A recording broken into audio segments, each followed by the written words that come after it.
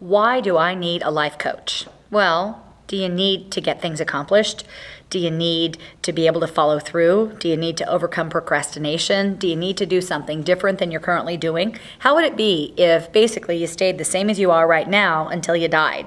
Well, this is Prindle from the Certified Coaches Federation, and would you believe you have a mechanism in your subconscious mind that's in control 85 to 90% of the time that is charged with your survival, only it's kind of a primitive part of your mind. It's an unconscious, it's called the limbic system. You can look it up. But that part of your mind is actually invested in your staying the same.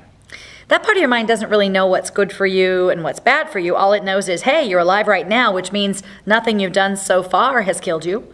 And so the goal of that part of your brain is to keep you the same as you are right now until you die. It is your comfort zone, your survival mechanism. And so the reason that we all need some kind of coaching is that that part of our brains is really adept at doing its job. And that part of your brain will constantly be chattering in your ear, saying that you shouldn't try anything new, saying that you're not good enough and that you won't be able to do it. All of that just to keep you the same. And the problem is a lot of times we have a hard time distinguishing when is it that part of my brain that's talking to me and when is it truly an inspired voice that I'm listening to. So a coach can really help you to step back from your life. You know how sometimes you're just too close to things and you can't do anything about it because you're just too close to know what to do. So a coach helps give you that kind of perspective so that you can see things in a different way. As a matter of fact, one of the things we teach in our life coach certification is actually the language that that voice in your head uses when it speaks to you. They're called meta models, and you'd be amazed that when you know what those are, how easy it becomes to circumvent that part of your mind and basically thank it for, helping keep you surviving, but overriding it with the logical, conscious mind that can actually discern what's good for you and what's bad for you.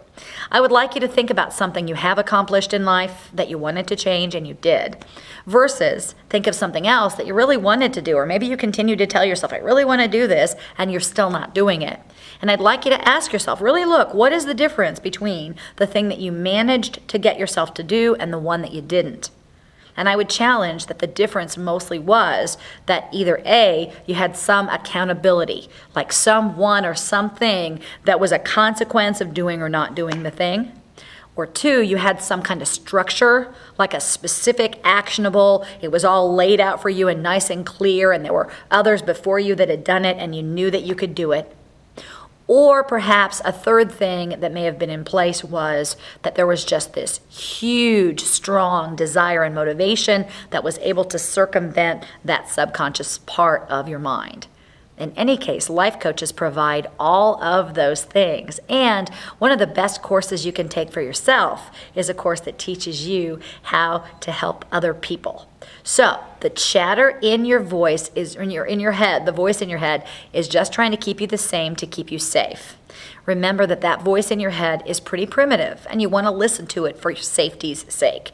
And you also want to recognize that you have a conscious mind that knows more and make sure and take control of that.